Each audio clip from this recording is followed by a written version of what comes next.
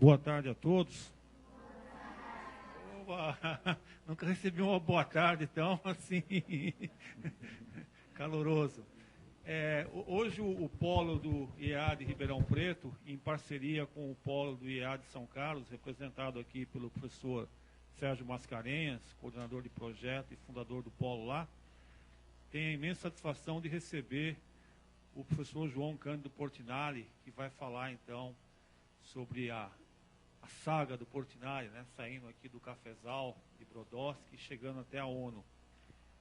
O professor João Cândido Portinari, ele é engenheiro, matemático, foi fundador do Departamento de Matemática da PUC do Rio de Janeiro, e depois de uma dedicação bastante intensa e profícua à academia, resolveu abraçar essa importante causa, que é preservar a memória do nosso grande pintor Cândido Portinari, trabalhando nesse projeto desde então.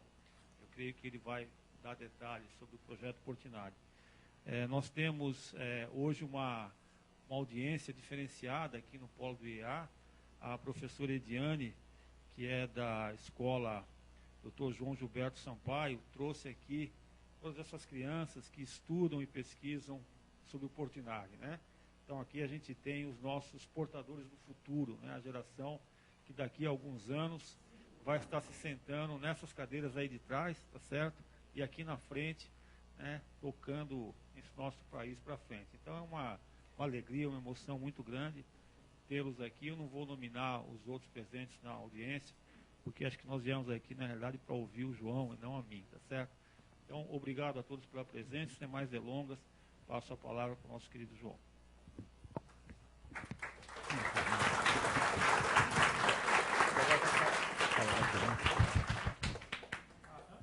Antes disso, nós estamos ouvindo aqui um CD que se chama Suíte para Portinari, do Norberto Macedo. São várias músicas que foram compostas justamente olhando para os quadros do Portinari, se espelhando nos quadros. Então, depois, quem quiser, pode procurar, que deve estar à disposição. Boa tarde a todos. Eu também mereci um boa tarde bonito desses, né? Bom, em primeiro lugar, eu queria agradecer ao professor Sérgio Mascarenhas, ao professor Bafa, são queridos amigos de muitos anos, o convite para estar aqui com vocês hoje. Eu não vou me alongar muito nessas palavras de introdução, porque eu acho que a gente vai fazer uma viagem juntos, e uma viagem que eu espero que seja emocionante, porque vai ser a história de um menino que nasce no meio de um cafezal e que chega a pintar os painéis da ONU, né? Então, eu vou pedir licença a vocês para sentar imediatamente ali e já dar início à projeção para a gente aproveitar o nosso tempo da melhor forma possível. Então, boa apresentação para vocês. Deixa eu começar, então.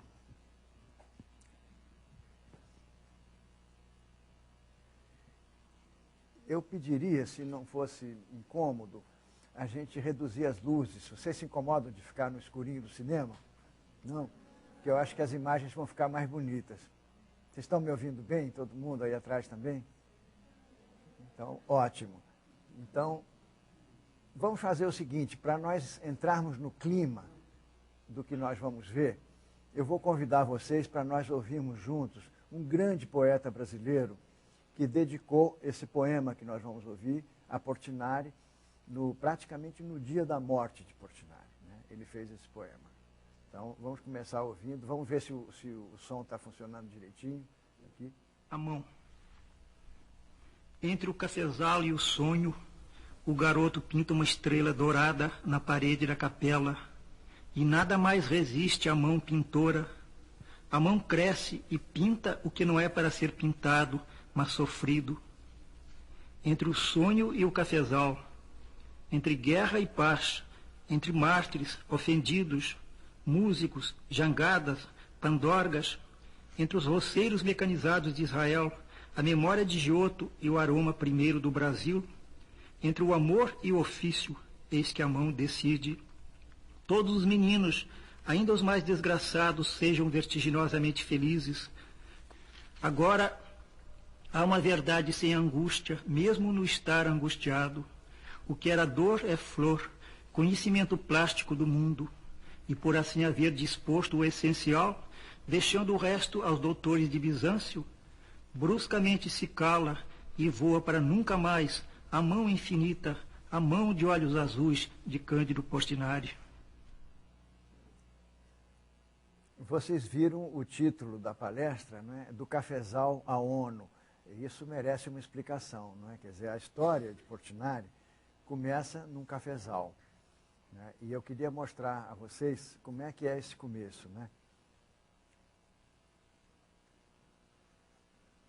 Isso é uma poesia que ele fez e que eu acho que define muito bem o pensamento dele, né?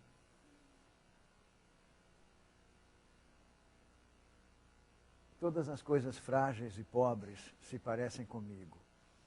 Eu estou muito feliz de ter uma audiência de Brodowski aqui, ou da região da Alta Mogiana, porque não é preciso nem explicar, vocês conhecem muito bem, né, o Portinari, vocês sabem o aspecto humano da vida dele. Não foi apenas um pintor que nos propôs formas e cores, né?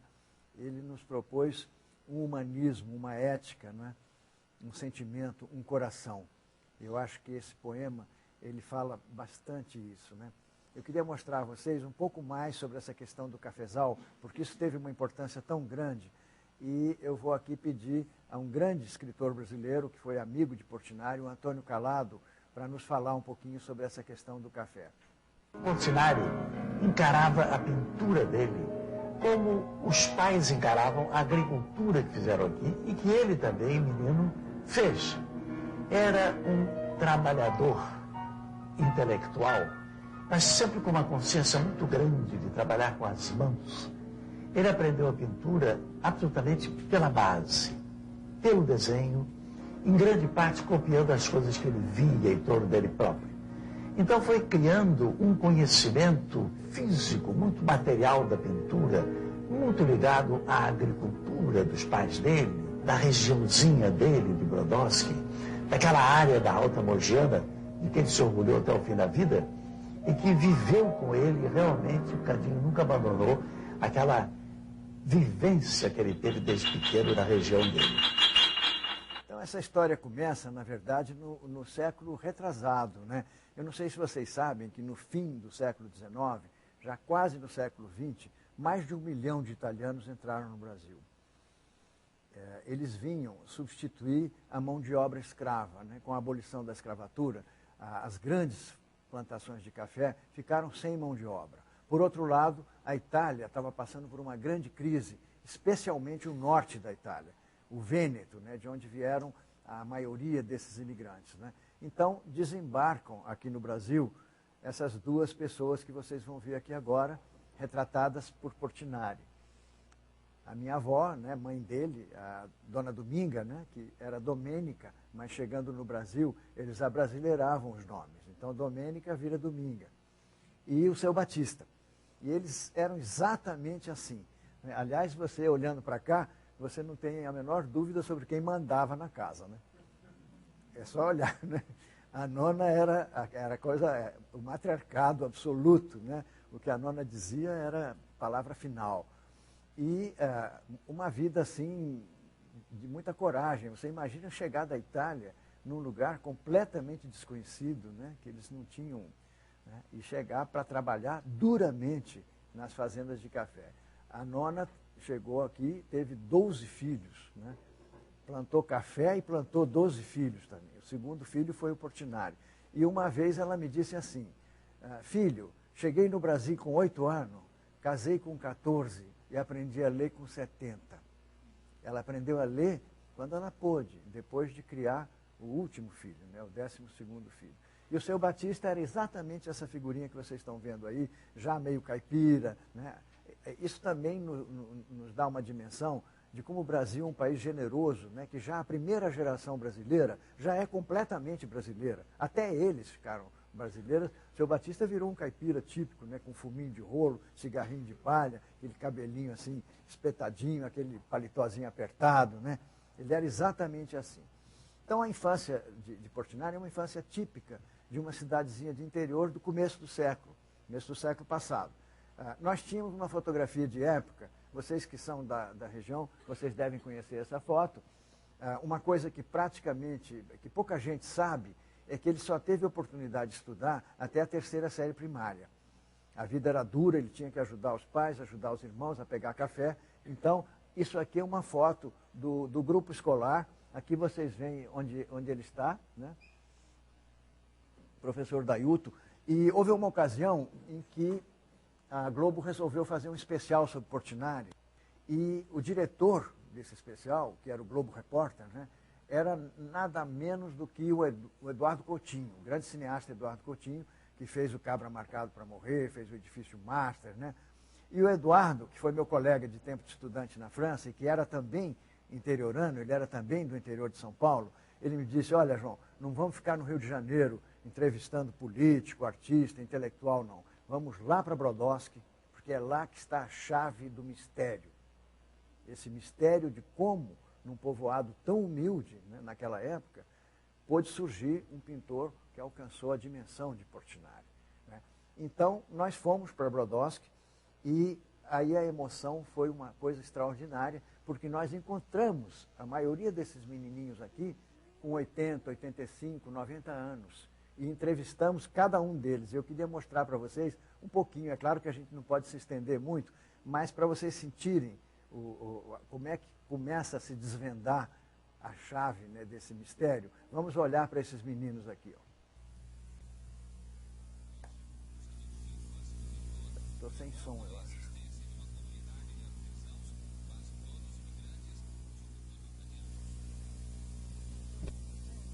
Como é que era? Campo de futebol aqui. Era aqui? Jogou bola aqui com seu pai. Quem que jogou futebol aqui com o Candinho? Quem foi? Eu joguei. Eu também joguei. Era todo mundo pobre ou era rico? Como é que era? Todos pobres. Ah, pobre sim. Todos. Todo mundo pobre. Muitos desses amigos foram colegas de Candinho na Escola Municipal de Brodowski. Repara como eles ficam paradinhos. Parece fotografia, mas é filme. Olha os olhos.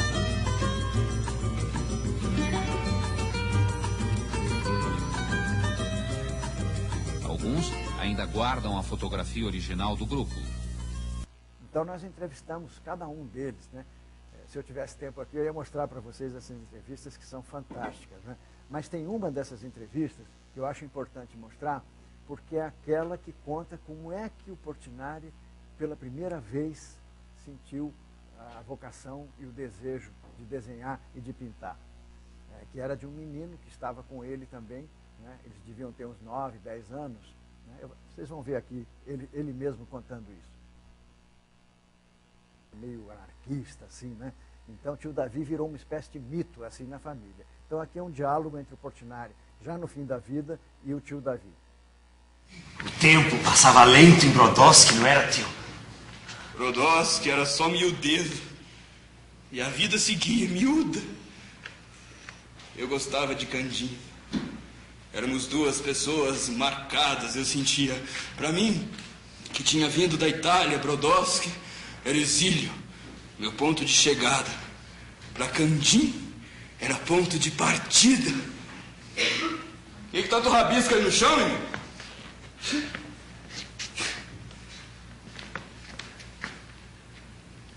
Não são os olhos. São as mãos que enxergam.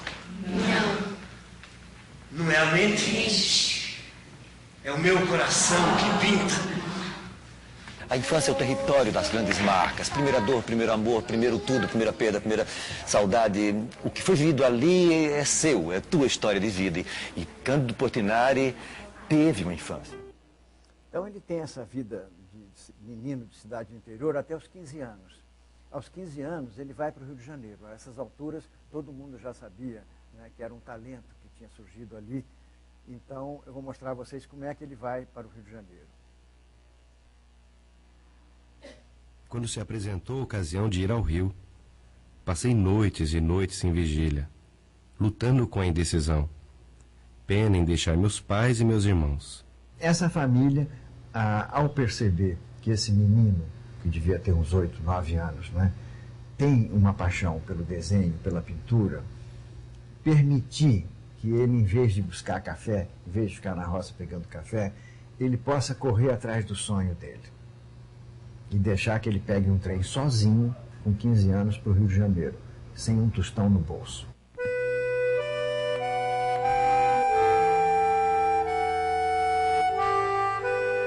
Então, chegando no Rio de Janeiro, ele tenta se matricular na Escola Nacional de Belas Artes e é recusado, porque ele não tinha escolaridade, ele só tinha feito até a 3ª série primária.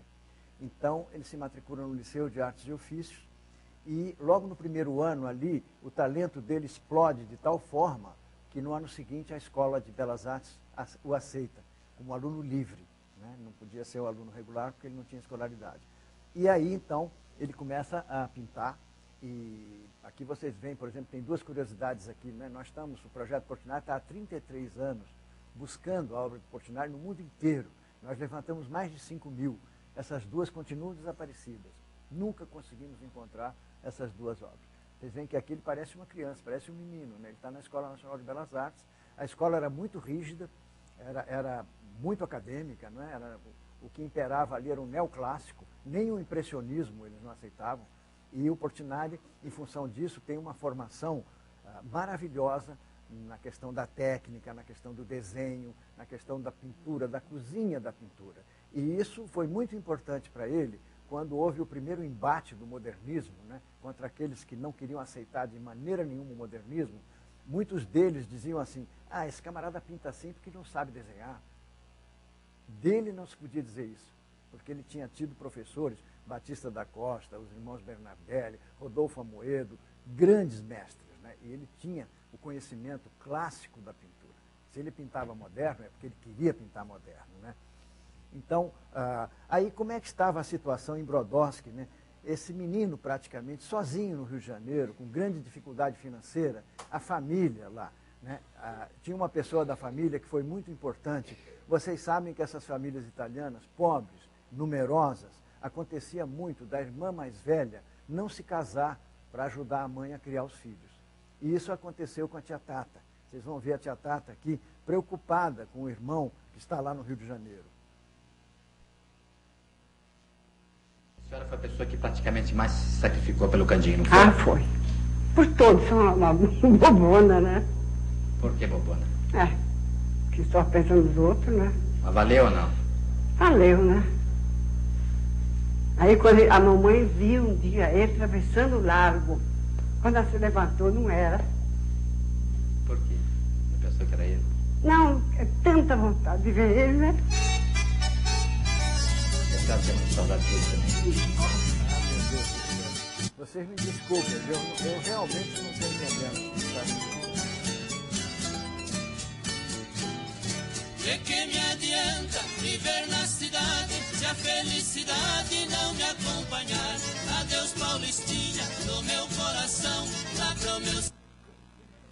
Me dei um segundinho aqui para liquidar com esse programa de uma vez por todas. Aonde? Mas esse programa está voltando a entrar. Deixa eu ver se eu consigo sair de uma vez dele. Não, o vermelhinho vai fechar só a janela, mas não vai sair do programa. Vamos sair do programa. Vamos ver se a gente sai de uma vez. E vocês me ajudem aqui a rezar para que ele não volte mais. Tá? Faz favor. Logo na hora que nós estamos ouvindo a tia Tata.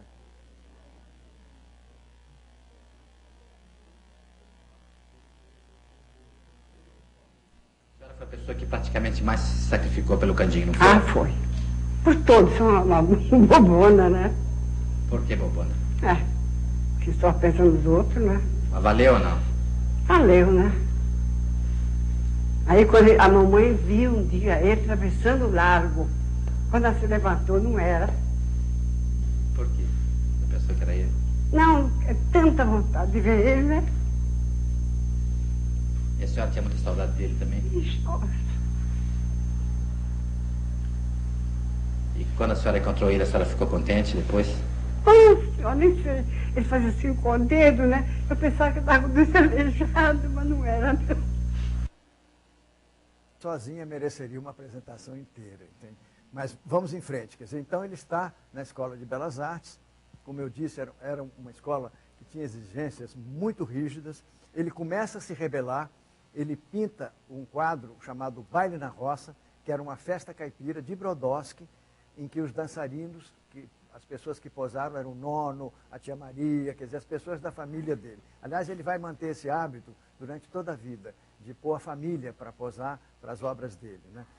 E, então, havia um concurso que era a porta de entrada do jovem pintor, do estudante de pintura, para a carreira, que era o Salão Nacional de Belas Artes. Hoje em dia, infelizmente, não tem mais isso. Mas naquela época, todo ano, a escola promovia esse Salão Nacional de Belas Artes e o primeiro prêmio era o prêmio de viagem à Europa. Então, era um prêmio muito ambicionado. Então, o que o Portinari faz? Ele se conforma com o que era exigido pela escola e pinta esse retrato, que não poderia ser mais acadêmico, né, do poeta Olegário Mariano, e com este retrato, então, ele ganha o prêmio de viagem à Europa. Só que chegando em Paris, ele se sente deslocado e entra em crise. Não pinta praticamente nada, não frequenta a Grande Chaumière, que era o ateliê que todos os premiados frequentavam, e as pessoas aqui no Brasil achavam que ele estava levando uma vida de farra, estava em Paris, né? Tem até uma carta de um colega dele da Escola de Belas Artes, dizendo a ele, olha, lembra-te do Brasil, lembra-te de Brodowski, lembra-te dos teus e não deixes Paris te vencer. Né? Mas não era nada disso. Ele, em primeiro lugar, ele estava lá como uma esponja, né? Visitando os museus, aprendendo com os grandes mestres. Né? Ele praticamente, de fato, não pintou quase nada. Mas mais do que isso, aconteceu com ele aquilo que acontece com muitos de nós quando a gente vai para o exterior. Você lá fora, você descobre o Brasil. Você descobre todo o valor da sua terra. Então, isso está refletido numa carta que ele manda para uma namorada que ele tinha deixado na Escola de Belas Artes, ele escrevendo de Paris, né, para ela. Ele começa a carta descrevendo o Palaninho. Palaninho, que o Tom retratou tão bem lá. Né? O Palaninho quem era? Era um caipira lá de Brodowski, um amigo dele, um colega dele, desses personagens que tem em todas as cidades do interior, e ele começa a carta falando com muita ternura do Palaninho, dizendo como que o Palaninho era, que roupa que ele usava, não é? E ali, num determinado momento, tem esse trecho que eu acho que é um trecho fundamental para você compreender o que estava se passando com ele, em que ele diz isto: daqui, quer dizer, de Paris, né? Fiquei vendo melhor a minha terra, fiquei vendo Brodowski como ela é. Aqui não tenho vontade de fazer nada. Vou pintar o Palaninho, vou pintar aquela gente, com aquela roupa e com aquela cor. Então, isso é uma promessa, é uma profissão de fé que ele vai cumprir até o último suspiro. Né? Se eu tivesse tempo, eu mostraria para vocês assim uma visão da obra completa dele, e você vai ver que realmente ele faz isso. Quer dizer, ele vai fazer um grande retrato emocionado da vida, da alma, do povo brasileiro. Né? Isso, aliás, nós temos aqui um depoimento aqui que eu vou mostrar a vocês, que eu acho que fala melhor do que eu poderia falar, porque é também uma figura que todos amam, uma figura de um grande músico brasileiro que vai falar isso. Nós tivemos que inventar o Brasil não existia. Quer dizer, eu quando fui inventar o Brasil já estava inventado. Mas outras pessoas antes de mim tiveram que inventar o Brasil. O Villa-Lobos teve que inventar o Brasil, o Portinari. Agora vocês vejam o fato seguinte, quer dizer, apesar da importância de Portinari como aquele que revelou o Brasil plasticamente aos brasileiros, né, criticamente, emocionadamente, então ele como pintor, e por outro lado, ele como homem da sua geração, porque ele não foi apenas um pintor, ele conviveu intensamente com Mário de Andrade, com Graciliano Ramos, com Manuel Bandeira, com Oscar Niemeyer, com Lúcio Costas, com Villa-Lobos, com José Lins do Rego, com Cecília Meirelles, e a gente poderia continuar falando nomes, né, que foram grandes estrelas, né, da criação brasileira. E o Portinari, nesse meio, foi um pouco o polo de captação e de irradiação das principais preocupações da sua geração. Preocupações estéticas, artísticas, culturais, sociais, políticas. Ele teve uma atividade política muito intensa e muito importante. Né? Então, apesar dessa dupla importância, né, 17 anos depois da morte dele, a gente tinha essa situação aqui. O Antônio Calado, ao escrever um artigo, chama atenção para esse fato. né, segregado em coleções particulares. Candim invisível. E isto é verdade até hoje. Mais de 95% da produção de Portinari estão em coleções particulares, em salas de bancos, invisíveis para o público. Então, isto é um grande paradoxo, sim. É uma grande lacuna cultural, artística, social, sim. Então, nós poderíamos dizer que, nesse momento, logo 2 anos após esse texto do Calado, começa o projeto Portinari, e a nossa missão ao começar o projeto Portinari era tentar remediar isso, era tentar fazer alguma coisa que remediasse isso, né? Então eu vou mostrar a vocês um pouco agora como é que foi o projeto Portinari, como é que era o Brasil na época que surgiu o projeto, o que estava acontecendo, o que nós conseguimos fazer e o que falta fazer ainda. Brasil, 1979. Depois de 15 anos de governo militar e 10 anos de AI-5, o país vivia finalmente um momento de abertura política. A anistia, o relaxamento da censura, a perspectiva de eleições, um silêncio compulsório começava a cessar. Surgiam iniciativas de resgate cultural para recontar a história do Brasil. Foram criados projetos como o CPDOC, da Fundação Getúlio Vargas, o Projeto Pixinguinha e o Projeto Portinari. O Projeto Portinari nascia de uma constatação urgente. 17 anos depois da morte de um dos maiores artistas que o Brasil teve nesse século, suas obras não possuíam nenhuma catalogação e sua memória se perdia diariamente. Uma equipe liderada por João Cândido Portinari, filho do pintor, começou um trabalho de detetives para tentar reunir as informações sobre as obras de Cândido Portinari e as memórias de sua época. Nascido dentro da área científica da PUC do Rio de Janeiro, o Projeto Portinari já apontava uma natureza multidisciplinar, reunindo métodos científicos, alta tecnologia e rigor histórico a serviço da arte e da cultura. O projeto começou com o levantamento de mais de 5.000 obras e de depoimentos de grandes brasileiros contemporâneos de Portinari, além de catalogar mais de 25.000 documentos. No processo de cruzamento de informações, muitos fatos vieram à tona e muito foi se descobrindo sobre como aprender a ler Portinari. Essas informações deram um novo sentido à obra e revelaram razões muitas vezes escondidas por trás das tintas. No caso de Portinari, não havia museu nenhum, não havia nenhum catálogo, os livros escritos sobre a obra e vida dele estavam esgotados, não se tinha ideia do paradeiro das obras, nunca havia sido realizada uma exposição retrospectiva.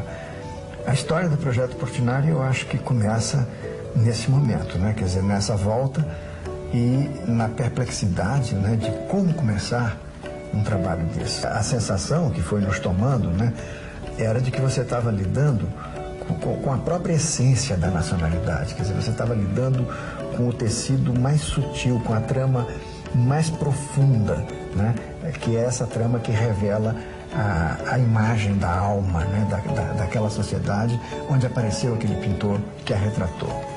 Então, isso foi realmente um processo quase que insensível, quer dizer, você foi sendo tomado por aquilo, né? E esses 20 anos passaram assim. Ao Projeto Portinari não interessava fazer um juízo de valor sobre a obra do artista, mas sim criar uma base de informações imparcial e de livre acesso para pesquisadores e público em geral. O projeto sempre buscou ter uma face pública, seja através de exposições, publicações e palestras proferidas de norte a sul do país e no exterior durante mais de 15 anos. Interessava criar uma educação visual e histórica da formação da cultura moderna brasileira, da qual Portinari é um dos expoentes. 1928. Portinari retrata Cavalcante, governador de Pernambuco. Este é um dos 10.000 documentos localizados pelo Projeto Portinari, que está resgatando para a memória nacional o trabalho do nosso pintor maior. Agora, o último esforço no Brasil para que nada sobre Portinari fique esquecido. Se você possui alguma obra ou documento, informe seu nome e endereço para a Caixa Postal 500, Rio de Janeiro. O Projeto Portinari mobilizou pessoas e instituições por toda a parte para sua empreitada. Contou com o patrocínio da FINEP e o apoio de empresas como a Varig, a Kodak e a IBM. Com a iniciativa da Rede Globo e da Fundação Roberto Marinho, foram realizadas chamadas e campanhas em favor do projeto que resultaram em mais de 3.000 cartas mandadas para a Caixa Postal 500. Fruto dessa mobilização, quadros importantes dados como perdidos foram encontrados pelo país inteiro, além de informações que ajudaram a compreender o contexto das obras. Esses anos iniciais do projeto, né, foram anos assim de prospecção. A gente percorreu o Brasil todo, de fato, e percorremos mais de 20 países, né, das 3 Américas, da Europa, do Oriente Médio. Encontramos obras na Tchecoslováquia, no Canadá, na África do Sul. Foi realmente um trabalho de formiguinha, de você ir atrás dessas obras, fotografar, documentar, pegar todas as informações, cruzar essas informações entre si, não é? Isso levou 25 anos, e ao cabo desses 25 anos, eu tive uma das maiores alegrias da minha vida. Eu nunca pensei que eu fosse ver isso em vida, que foi fazer o catálogo raisonné da obra completa de Portinari. Isso, realmente, esses catálogos ditos raisonnés, depois eu posso explicar para vocês o que caracteriza um catálogo raisonné e por que ele é diferente de um livro de arte comum ou de um catálogo de exposição, né? Isso é um trabalho que pode levar 40, 50 anos. Para alguns artistas leva, né? E nós tivemos também a alegria de constatar isto, que foi o primeiro catálogo raisonné ao sul do Equador, quer dizer, em toda a América Latina. Mesmo os mexicanos, né, que têm paixão pela pintura, pelos seus pintores, nem Tamayo, nem Orozco, nem Rivera, nem Siqueiros, nem Frida Kahlo, tem catálogos raisonnés de obra completa. Então, eu vou mostrar para vocês um pouquinho como é que foi esses 25 anos do catálogo raisonné. Foram 20 de trabalho. A agenda de João Cândido Portinari já registrava, em 78, a ideia de fazer um catálogo com todas as obras do pai, o pintor dos brasileiros. No início, o trabalho era feito à mão, em fichas que tinham detalhes sobre cada obra de Cândido Portinari. A partir de 1980 é que o catálogo começou a entrar para o mundo dos computadores. Agora, com a ajuda da tecnologia, todas as 5.000 obras do pintor vão poder ser vistas, estudadas e analisadas em livro e CD-ROM. Não é um livro qualquer, é o primeiro catálogo completo da obra de um pintor brasileiro, o chamado Catálogo Raisonné. Nas primeiras páginas, que acabam de sair da gráfica, a cor precisa de cada quadro, uma descrição detalhada de cada desenho. 4.991 obras já identificadas pelos pesquisadores. Quando a gente terminar, vamos fazer um debate. Aí vocês, se vocês quiserem, vocês me perguntam o que é um catálogo raisonné, eu respondo, só para a gente não se desviar aqui do rumo. Bom, com o catálogo raisonné, a gente teve um grande orgulho, que foi de ver que o presidente da República escolheu esse catálogo como um presente de Estado e começou a oferecê-lo, né? Ofereceu ao Papa Bento XVI, ofereceu à Rainha da Inglaterra, ofereceu a diversas autoridades que vieram visitar o Brasil ou que ele visitou lá fora, né? Isso para nós, evidentemente, foi uma grande alegria, né? Um grande orgulho. Agora eu queria mostrar a vocês que o projeto Portinari, né, e o Portinari em si foi o que eu tinha falado no início, não é apenas pintura, né? Então eu vou mostrar aqui, esse texto aqui eu acho lindíssimo, é de uma professora da Universidade Federal Fluminense, que é uma das maiores educadoras desse país, que é a Célia Linhares, por quem eu tenho uma imensa admiração. E ela levanta aqui essa questão de que a obra de Portinari vai muito além da pintura, embora fosse suficiente já o valor só da pintura, né? Ela vai para um grande compromisso social, um grande compromisso humano, uma grande mensagem de cidadania, né? E por que eu estou falando isso? Porque quando nós terminamos esses 25 anos e publicamos o catálogo raisonné, surgiu uma pergunta muito natural, né? Meus amigos chegavam para mim e diziam assim, bom, João, agora você pode pôr o pijama e ir para casa, acabou. Eu falei, não acabou, agora é que vai começar, porque agora que nós temos todos esses conteúdos, né, as 5.000 e poucas obras e os 30.000 documentos organizados, né, cruzados entre si, agora é que nós vamos começar a mobilizar isso em prol de um trabalho, né? Agora, que trabalho? E aí surgiu essa questão e a resposta foi muito clara e unânime, né, entre todos os que eram amigos do projeto ou que trabalhavam no projeto. A educação. Quem é o nosso público-alvo? São essas crianças que estão aqui, são os jovens e, é claro, o público também, né? É você pegar esse compromisso social, esse compromisso humano que está nas obras do Portinari, né, esses valores, né, e como passar isso para essa juventude. Então, através de exposições, naturalmente não com os originais, com réplicas digitais, né, preparadas por pesquisadores, por professoras, né, que pudessem levar as crianças a uma reflexão crítica sobre o Brasil, sobre o mundo, né, sobre a vida. Então, vou mostrar para vocês, para terminar essa parte do projeto Portinari, mostrar alguns exemplos, né, de como foi essa interação com as crianças, né, que é o que nós chamamos o Núcleo de Arte e Educação do projeto Portinari, e a nossa bússola é o Fernando Brant e o Milton Nascimento com essa frase: o artista tem que ir lá onde o povo está, não ficar trancafiado num lugar, né? E a gente tem que levar o artista com a mensagem dele. No caso de Portinari é muito importante, né? Então, vou mostrar para vocês como é que as crianças sentem, né, esse trabalho um pouco. Mas afinal, quem foi esse tal de Candinho? Ele nasceu bem pequenininho e nasceu em Brodowski e morava numa fazenda que ele era muito magrinho e tomava leite de cabra. Ele é um pintor famoso, que é um pintor bom, e quando ele tinha 9 anos já começou a pintar. E ele ficava vendo os homens do cafezal e ficava olhando os pés dos trabalhadores e ele gostava do pé do trabalhador por causa era gordo, grandão. E também o cheiro da tinta, hora que ele pintava, intoxicava. Fez mal pra ele?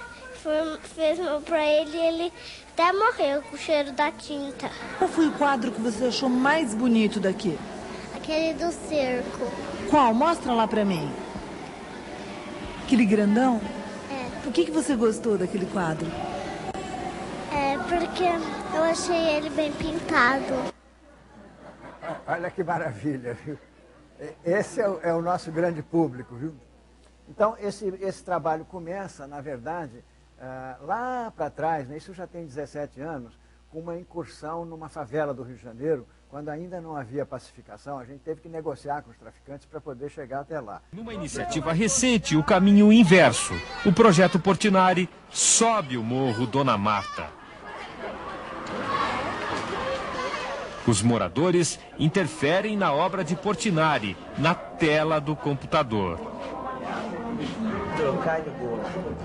Há 2 anos, exposições itinerantes entram principalmente nas escolas para manter a obra do artista perto das crianças e do povo. Mas a gente também foi a outros lugares que não foram escolas e para outros públicos também, como, por exemplo, os presídios e as penitenciárias do Rio de Janeiro. Os portões da penitenciária Lemos de Brito guardam 582 presos que cumprem pena em regime fechado. Longe das ruas e com pouco acesso a informações, os internos da Lemos de Brito foram os primeiros a ser beneficiados com um projeto que mistura arte e informática. As paredes do pavilhão ganharam reproduções de Cândido Portinari, 20 das principais obras de um dos maiores artistas brasileiros que eles aprenderam a admirar. Existem alguns pintores aqui dentro, eu inclusive pinto alguma coisa.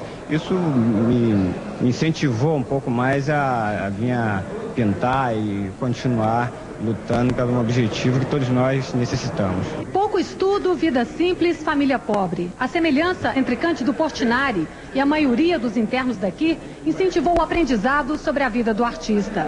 9 internos se tornaram monitores, aprenderam para repassar aos outros e espalhar a arte pelos pavilhões do presídio. Os detalhes da vida e da obra de Portinari deixaram de ser mistério. Ele já teve que ser refugiado, teve que ficar um tempo no exílio por causa dos quadros, porque ele mostrava nos quadros dele. E pelo que ele era, né, na política, ele foi voltado pelo lado da esquerda, que ele não aceitava tudo aquilo. Então, nos quadros dele, está contando tudo isso. Um conhecimento que está enchendo de orgulho estes novatos da pintura. Esse tipo de oportunidade, direto ou indiretamente, vai tocar com a sensibilidade de cada um e, consequentemente, serve de impulso para a melhoria da maneira de pensar, da maneira de ver as coisas. E nós levamos também esse programa, né, com a exposição, para as populações ribeirinhas do Brasil, né, para o Pantanal, né, o Rio Paraguai, né, para o Amazonas. Eu vou mostrar aqui no Amazonas. A gente fez uma parceria com a Marinha. A Marinha tem 3 navios que percorrem o Amazonas e os afluentes, dando assistência médica, assistência odontológica, né? Então a gente fez essa parceria, que esses navios iriam levar também a exposição Portinari nesse programa. Eu vou mostrar a vocês como é que foi. E o que sente alguém quando enxerga a arte assim tão de perto? Muitos ribeirinhos que jamais estiveram em um museu encontram dentro do navio a chance de conhecer os traços de Cândido Portinari. É uma coisa nova, né? Uma coisa boa que a gente vai levar para sempre. A gente não vai esquecer mais dessas coisas.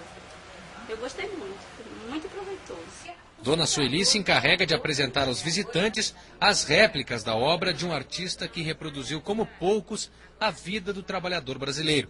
Este é o momento em que o navio hospital vira escola e as crianças se encantam com um novo mundo. A gente saber que vem para uma localidade dessas, onde essas crianças muito dificilmente vão ver arte, vão ver Portinari, vão poder trabalhar com esse material, aí eu acho que isso dá mais energia para a gente, dá mais vontade da gente fazer alguma coisa, né? Imagens que vieram de tão longe, mas que mostram cenas bem conhecidas.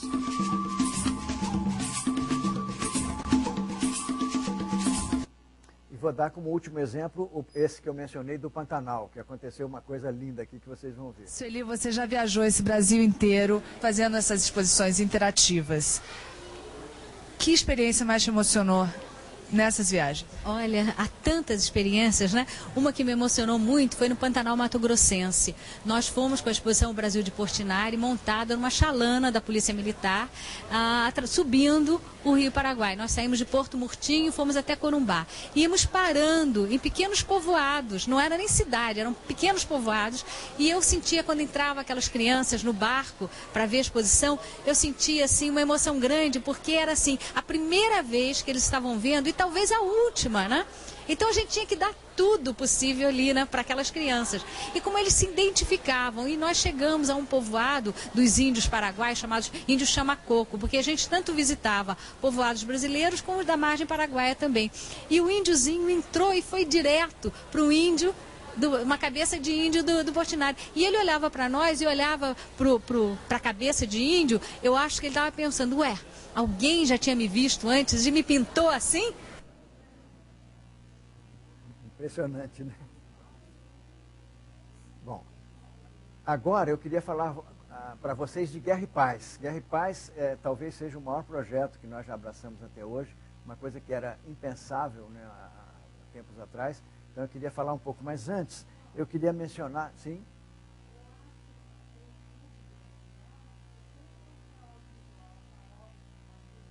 Vamos mostrar no final, então, se vocês tiverem fôlego, porque eu não quero também cansar vocês demais, né? Eu sei. Eu vou levar em conta a sua sugestão. Mas eu queria chamar a atenção aqui da presença de algumas pessoas que me honram muito, em particular, a Cristiane, que está representando a Angélica Fabri, que é a diretora do Museu de Brodowski, que são 2 heroínas devotadas, competentes, que carregam uma missão fantástica, né, que é de levar esse museu. Eu não sei se vocês já visitaram, mas é emocionante o trabalho lá no museu, e você tem ônibus do Brasil inteiro parado o tempo todo. Cristiane, muito obrigado. Queria chamar a atenção para a presença também de amigos que estão aqui, a Mariana Terra e o Daniel Lobo, que são grandes artistas e diretores de teatro, que fizeram uma peça extraordinária, falando também sobre uma outra grande brasileira, que foi a doutora Nise da Silveira, que revolucionou a psiquiatria do Brasil e que teve uma história de vida exemplar, foi presa com Graciliano Ramos, ela se levantou contra o tratamento desumano aos doentes mentais, contra o eletrochoque, né? E a Mariana é a atriz extraordinária que fez o papel da doutora Nise, o Daniel é o diretor da peça. Eu vi 8 vezes em São Paulo.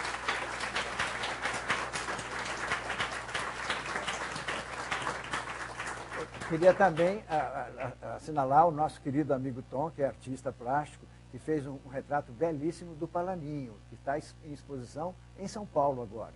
Tá? E agora a notícia que me encanta dar a vocês é que Mariana e Daniel estão, nesse momento, começando a pensar uma peça para Portinari.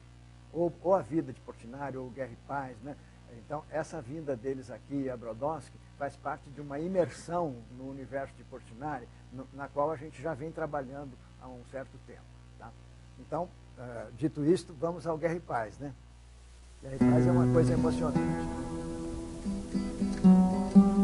Eu queria começar mostrando a vocês um filme que fala da guerra e da criação da ONU, que esta foi a origem da Guerra e Paz.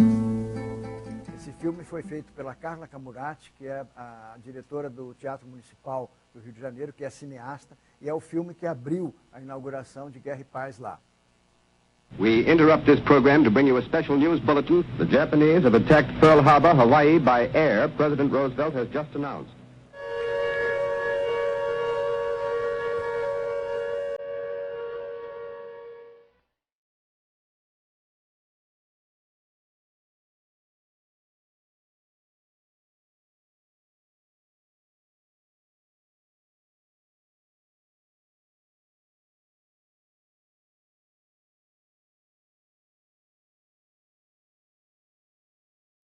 A luta pela paz é uma decisiva e urgente tarefa. É uma campanha de esclarecimento e de alerta que exige determinação e coragem.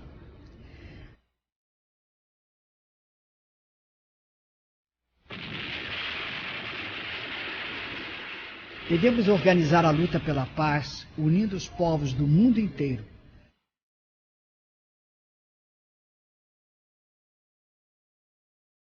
Não somente com palavras, mas com ações. Levaremos a vitória final, a grande causa da paz, da cultura, do progresso e da fraternidade dos povos. Esse texto que a Fernanda Montenegro leu é parte de um telegrama que Portinari manda para o Conselho Mundial da Paz, porque é proibido de entrar nos Estados Unidos para participar. Devido ao pensamento político dele, ele não teve o visto americano negado, então mandou esse telegrama.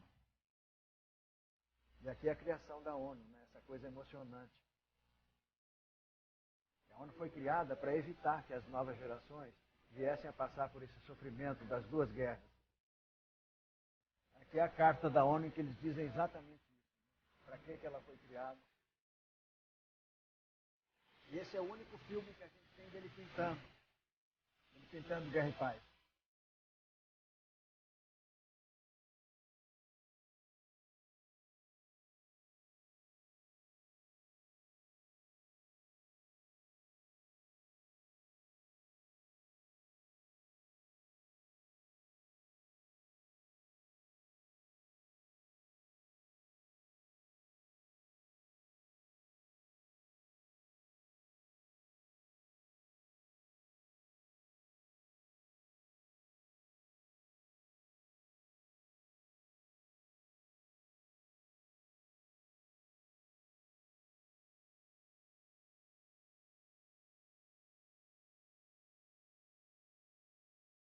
Eu estava aqui, eu tinha 17 anos nessa inauguração. Estou em algum lugar aí.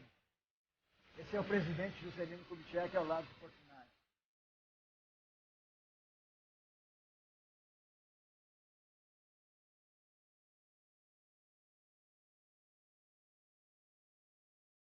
Agora nós vamos ouvir um pedacinho do discurso do presidente Lula na Assembleia Geral das Nações Unidas, dos 50 anos de A mensagem do artista é singela, mas poderosa. Transformar aflições em esperança. Guerra em paz. É a essência da missão das Nações Unidas.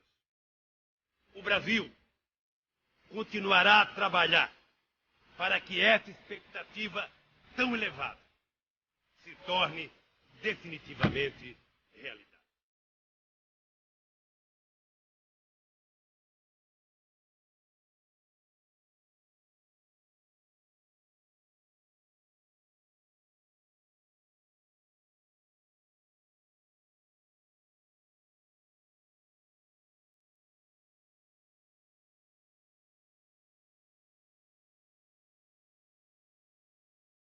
Então, eu falei a vocês que os painéis Guerra e Paz foram um presente, né, do Brasil às Nações Unidas e que foram lá instalados em 1957. Então, 50 anos depois, em 2007, eu fui convidado pelo presidente Lula para ir à ONU presentear o secretário-geral da ONU, Ban Ki-moon, com um livro que o Projeto Portinari escreveu sobre Guerra e Paz. Né?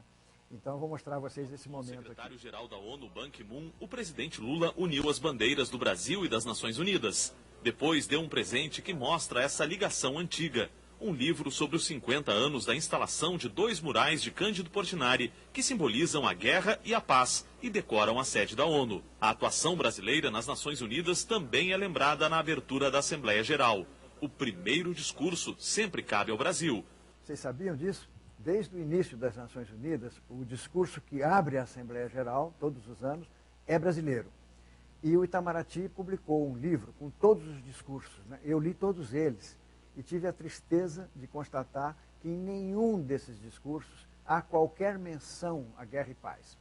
Nem no ano em que eles foram instalados, e a Assembleia Geral começa 2 semanas depois que aqueles 2 gigantes estavam ali na porta, o representante brasileiro não menciona guerra e paz. E eu fiquei mais pasmo ainda quando eu vi quem era essa pessoa, era Oswaldo Aranha, um dos maiores estadistas brasileiros, que inclusive era amigo de Portinari. E a explicação é muito simples.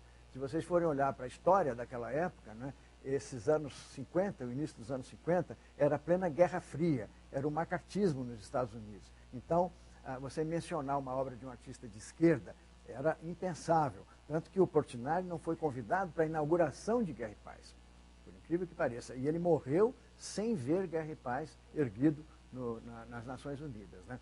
Então, eu estou contando isso para vocês verem o ato extraordinário que nós vamos presenciar agora. Porque quando acabou essa cerimônia, que foi muito rápida, nós entramos cada um por uma porta. O presidente Lula entrou para a Assembleia Geral para proferir a abertura, o discurso de abertura. Eu fui me sentar lá no plenário, mas é claro que eu não sabia o que ele iria dizer. Então vocês imaginem a minha emoção quando eu ouvi isso que vocês vão ouvir agora. Um plenário com 200 chefes de Estado, delegados aqui, né? Senhoras e senhores, ao entrar neste prédio, os delegados podem ver uma obra de arte presenteada pelo Brasil às Nações Unidas há 50 anos. Trata-se dos murais Guerra e Paz, pintados pelo grande artista brasileiro Cândido Portinari. O sofrimento expresso no mural que retrata a guerra e nos remete à alta responsabilidade das Nações Unidas de afastar o risco de conflitos armados. O segundo mural revela que a paz vai muito além da ausência da guerra. Pressupõe bem-estar, saúde e um convívio harmonioso com a natureza. Pressupõe justiça social, liberdade e superação dos flagelos da fome e da pobreza.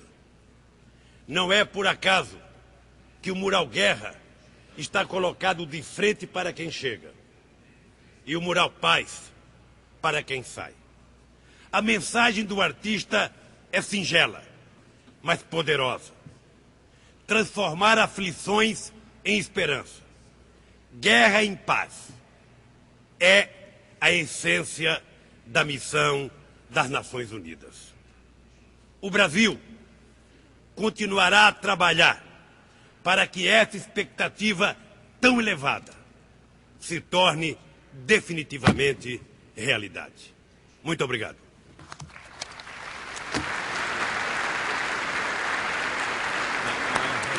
Podem imaginar o que eu senti. Ali atrás vocês veem o ministro Celso Amorim, que era o ministro das Relações Exteriores. Ao lado dele está a Marina Silva. E ao lado dela o ministro Luiz Dulce. Um pouquinho atrás está o atual ministro das Relações Exteriores, Antônio Patriota, né? E isso foi uma coisa assim, foi um ato de justiça, né? Um ato de reparação, eu acho, né? Também do presidente Lula. Agora, nesse momento em que eu estou aí, eu tomo conhecimento de que a ONU iria passar por uma reforma, né? E eu quero mostrar para vocês, então, como é que aconteceu essa coisa da gente conseguir ter o Guerra e Paz aqui no Brasil.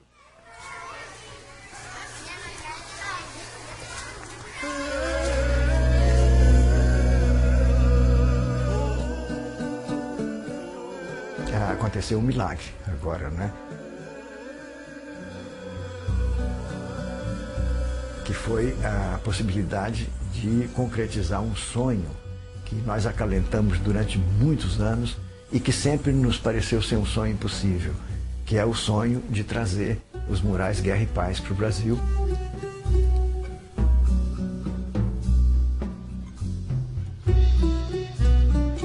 Nesse momento, em 2007, foi o 50º, né, da instalação dos painéis, e a gente publicou esse livro, contando a história de Guerra e Paz, e pedimos que a missão do Brasil junto à ONU entregasse esse livro aos delegados de todas as nações.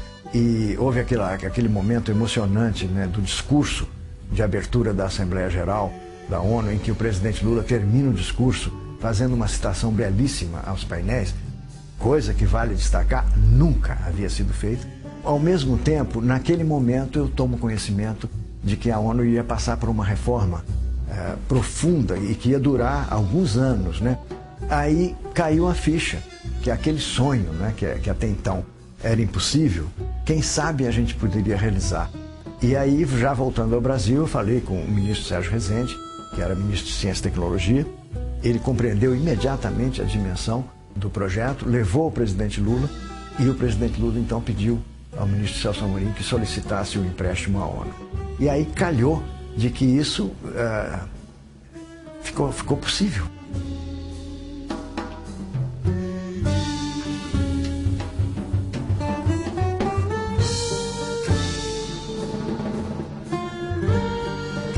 Inicialmente, a ONU nos retornou dizendo que era impossível retirar os painéis para o empréstimo porque eles estavam fixos na parede.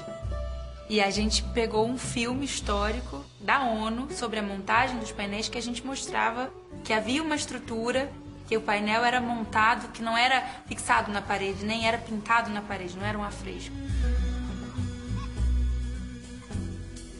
E aí a ONU acatou, aceitou o pedido com aquelas exigências, e esse filme foi decisivo para a gente poder entender como seria a dinâmica de desmontagem e projetar esse espelho, né, aqui em box truss para poder erguer os painéis no Teatro Municipal.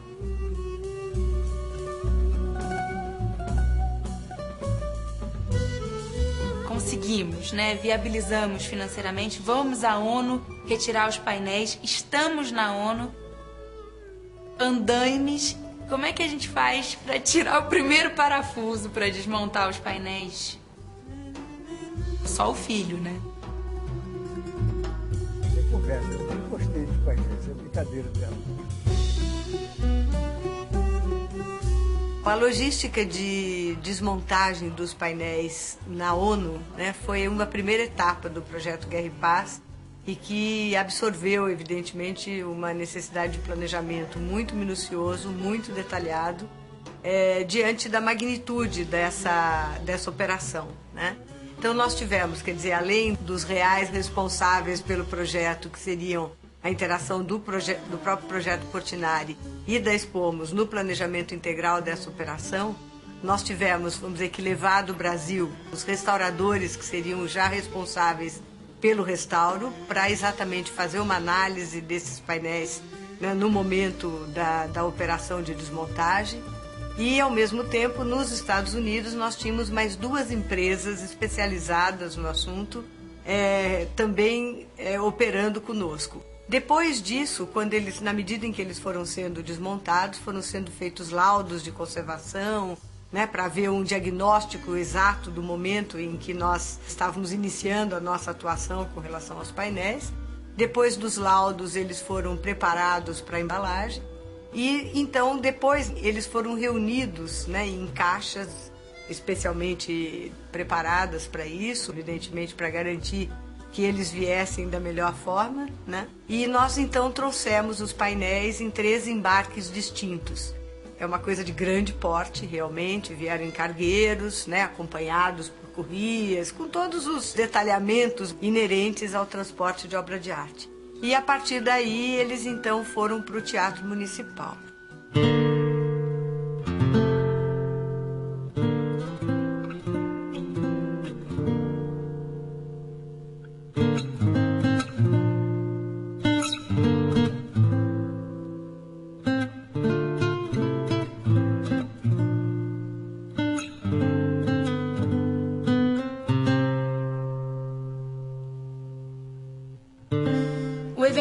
inauguração contou com participações especialíssimas. A gente teve o Milton Nascimento, que junto com o Fernando Brant compuseram 2 músicas especialmente para o Guerra e Paz, inspiradas no Guerra e Paz, e eram inéditas naquela noite. O David Parsons, coreógrafo americano, fez um pas de deux inspirado na dor do painel da guerra, na Pietà, a dor máxima, né, da mãe com o filho morto, e fez uma peça linda que foi apresentada pela Ana Botafogo e o Alex Neural, em que o pintor entra em cena pintando a Pietà ganha vida. A Ana Botafogo, essa Pietà é a obra que dança com Portinari, e ele começa a se intoxicar e de repente ele é o filho morto, ele morre nos braços da Pietà. A gente teve a Fernanda Montenegro falando poemas do Drummond, pensamentos sobre Portinari, textos sobre Portinari. E no final daquele evento, quando os painéis foram revelados, o público inteiro de pé aplaudindo, estavam todos em estado de graça. Foi uma noite mágica.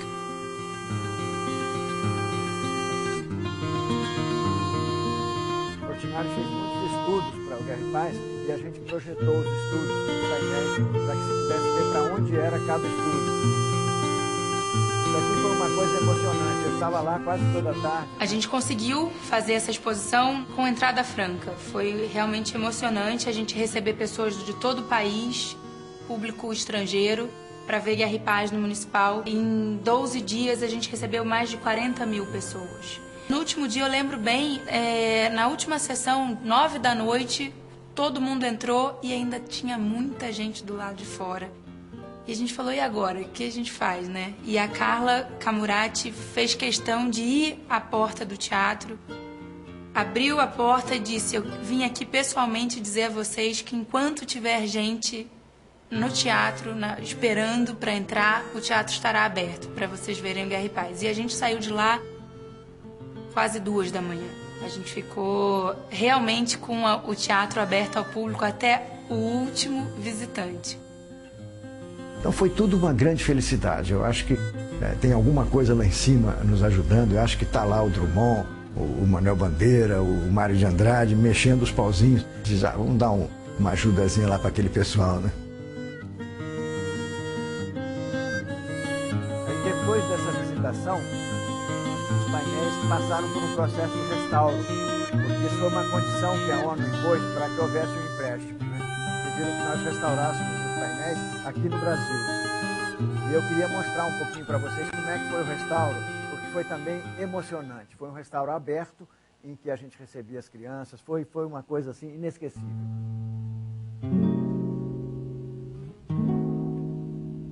Não há cidadania sem memória e não há memória sem arte.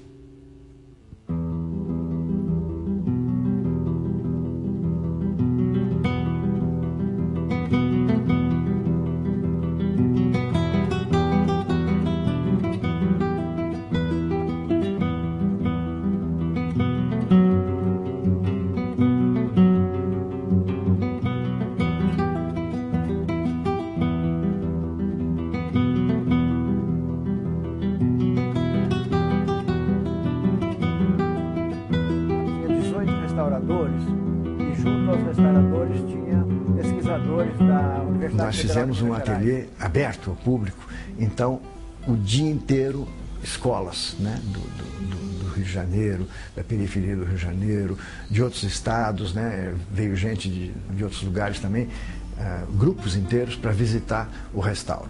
Aquela coisa emocionante de você ver os painéis recuperando a cor que tinham há mais de meio século atrás.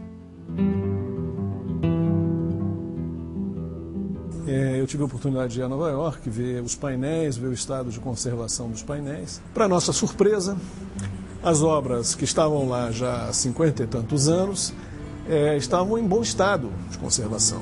Não havia tinta em descolamento, ela nunca tinha sido restaurada e ela estava exposta a uma luz muito intensa também.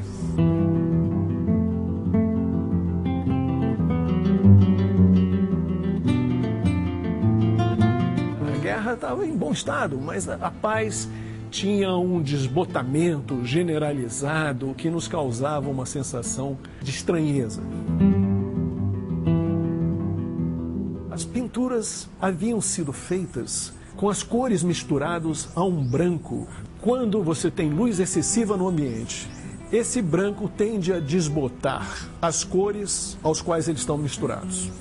Quando chegamos ao Rio, mandamos esses pigmentos para análise, nossa suspeita se confirmou e nós então conseguimos projetar um tratamento que recuperou 90%, 95% dessa ordem cromática original.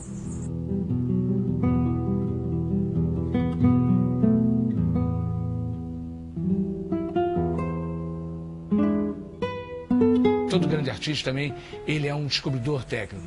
E Portinari ali, na verdade, ele fez uma espécie de mesotêmpera, de meia têmpera, que ele fez um painel a óleo, sobre madeira, mas ele utilizou também cola de coelho na preparação do painel e também misturados as tintas. Tanto isso é verdade, que você olhando o painel, muitas pessoas pensam que ele é uma têmpera, mas não é, é um óleo, mas misturado um pouco com cola de coelho. Ao lado da restauração, nós tínhamos 2 pintores fazendo ao vivo pedaços desses painéis para mostrar ao público e para nós também, restauradores, entendermos tecnicamente como ele construiu aquele painel. Ele não fez fundo, ele apenas fez uma mão de cola impermeabilizante e depois então ele pintou diretamente sobre a madeira, só impermeabilizada. Ele deixa respirar esse fundo, como nós chamamos. Muitas vezes esse fundo funciona como cor.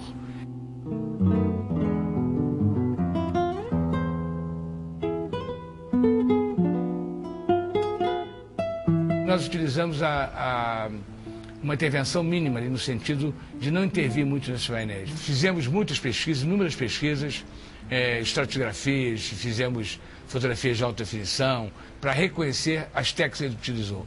E muitas regiões dessa pintura tinham muita sensibilidade a qualquer solvente. Então nós preferimos até limpar o painel com borracha vulcanizada, semi-vulcanizada, que são borrachas captadoras de poeira. Claro que em algumas áreas nós podemos usar algum tipo de solvente aquoso e depois também nós aplicamos algumas camadas de verniz, não para utilizar como película envernizada, mas para penetrar na pintura, para voltar a dar a saturação que esse painel teria na época da sua pintura.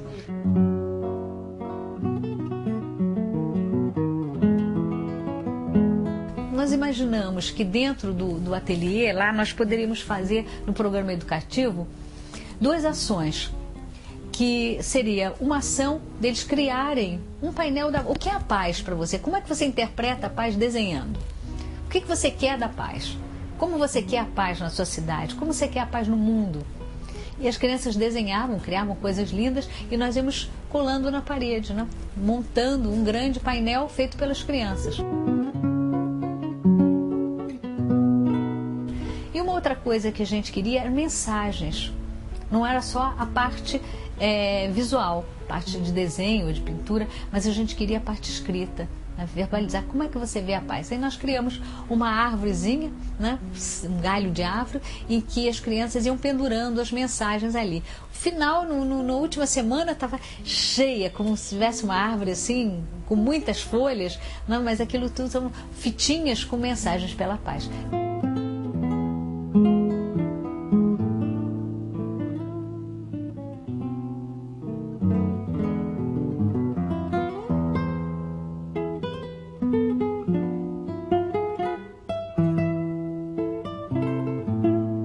Ateliê de restauro, imagina um ateliê aberto, né, em que as crianças puderam ver, puderam saber o que é aquele pigmento, como é que usa, tudo aquilo.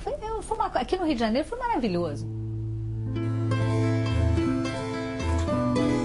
O grande prazer que eu tive com essas obras, 2 obras do Portinari, foi um prazer estético. Foi poder olhar a obra e poder julgar as melhores maneiras ou a melhor maneira de recuperar essa ordem cromática, que era a essência da pintura.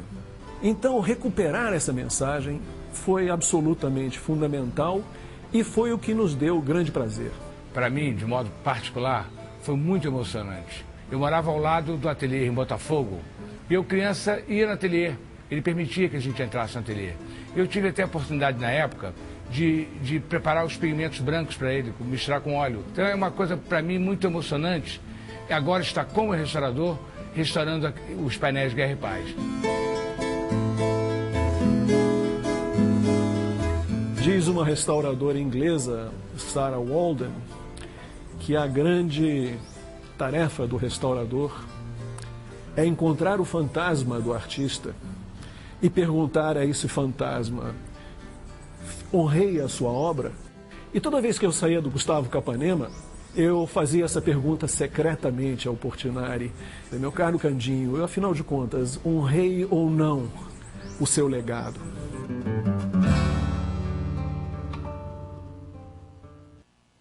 E agora nós chegamos à parte final dessas exposições, pelo menos até agora, que foi a exposição extraordinária no Memorial da América Latina em São Paulo. Não sei, tem alguém que foi aqui só de curiosidade? Ah, tem gente que foi lá ver, então. Poxa, então eu estou chovendo um pouco no molhado com esses filmes, né?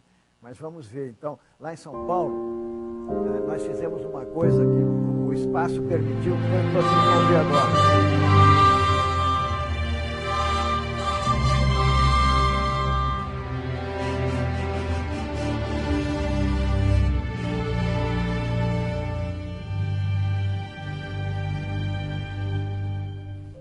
Entre os dois painéis tem um telão de 13 metros de altura. Nesse telão a gente projetava os estudos. E quando um estudo era projetado, acendia um foco de luz no painel no local para o qual esse estudo era feito. Vocês vão ver claramente isso aqui. Estão vendo os celularzinhos ali das pessoas, filmando? A gente vê a silhueta das pessoas e aí dá para ver a dimensão. Era como se fosse uma catedral, assim, né?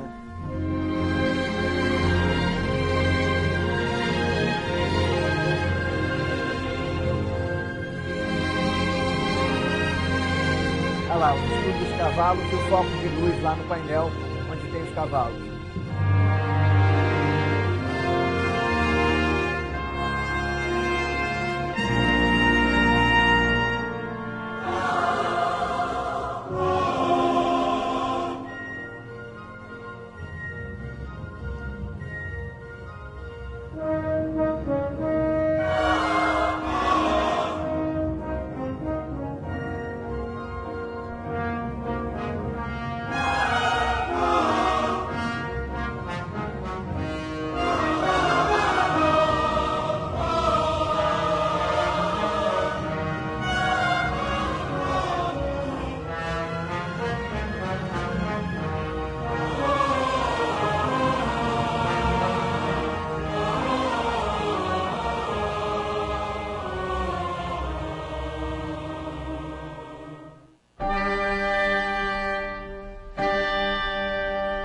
Aqui era uma galeria onde a gente apresentava esses estudos. Portinari passou 4 anos fazendo os estudos. E só quando ele terminou os estudos, ele fez os painéis em 9 meses, os dois. E são 180 estudos. A gente conseguiu quase 90 originais para expor lá. Isso aqui era a sala de vídeos, vocês viram os filmes que tinha lá. E tinha aqui na biblioteca, nós fizemos uma coisa, foi muito emocionante, que foi projetar a obra completa do Portinari na parede, com imagens de 2 metros de altura. Nós calculamos que se você quisesse ver toda a obra, você teria que ficar 9 horas sentado. É isso aqui, tá vendo? A obra vai desfilando por ordem cronológica, desde o primeiro desenho, que ele faz com 11 anos, até a última obra, que ficou inacabada, que ele morreu fazendo.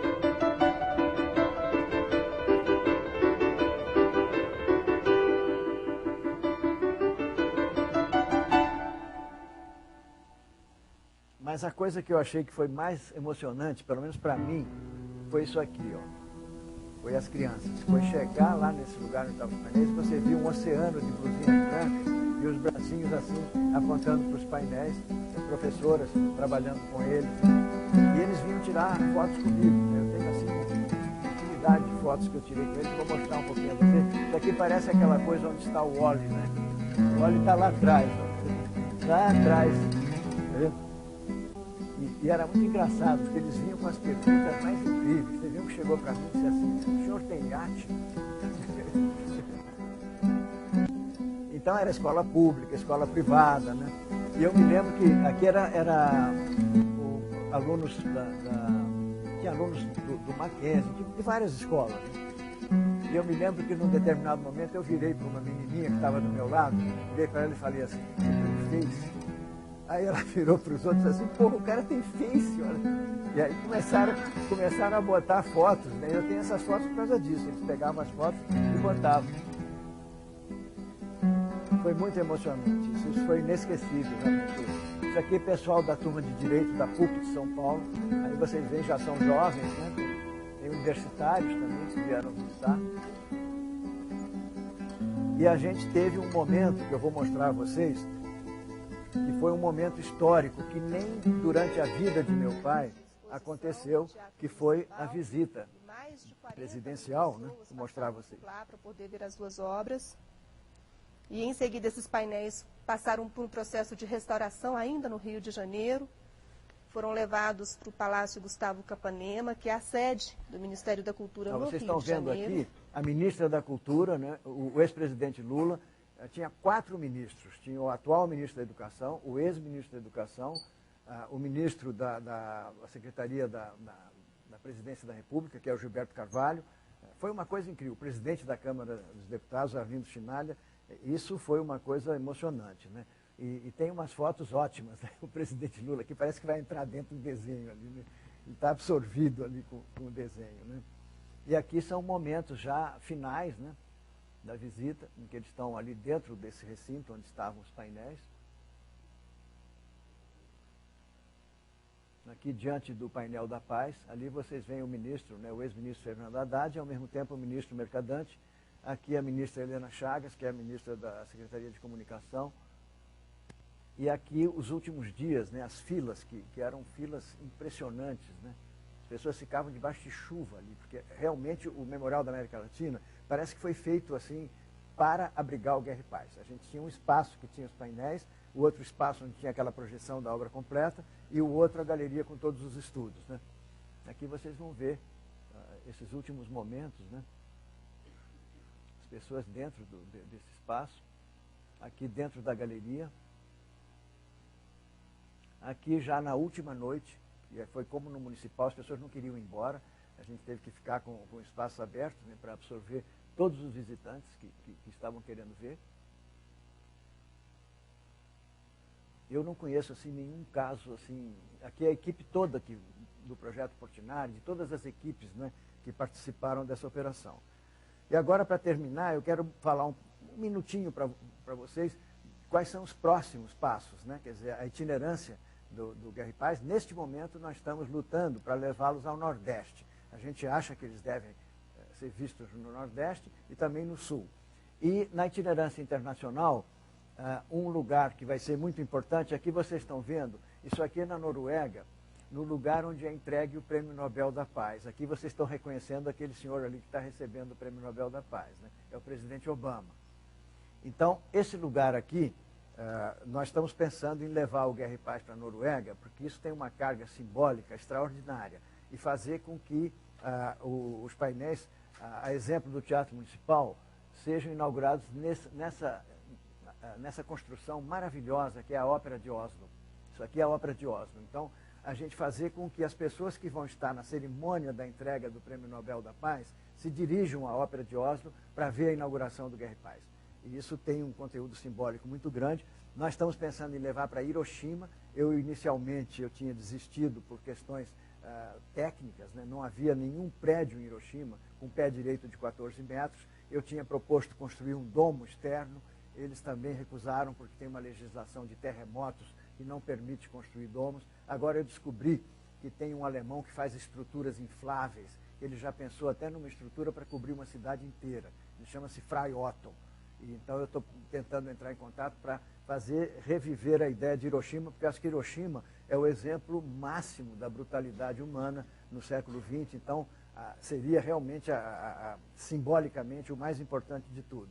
E, evidentemente, a China, aqui no Museu da Cidade de Pequim, que vocês estão vendo também. Esses são projetos, tem também o projeto de levar à França, também no Grand Palais. Eu queria terminar a apresentação mostrando a vocês os estudos que ele fez para Guerra e Paz. E lembrem-se, ao ver esses estudos, que ele não representou a guerra, ele representou as consequências da guerra, a dor que a guerra causa. E ele representou a dor máxima, né, como foi dito, da mãe que perde o filho. Então vamos ver esses estudos para terminar.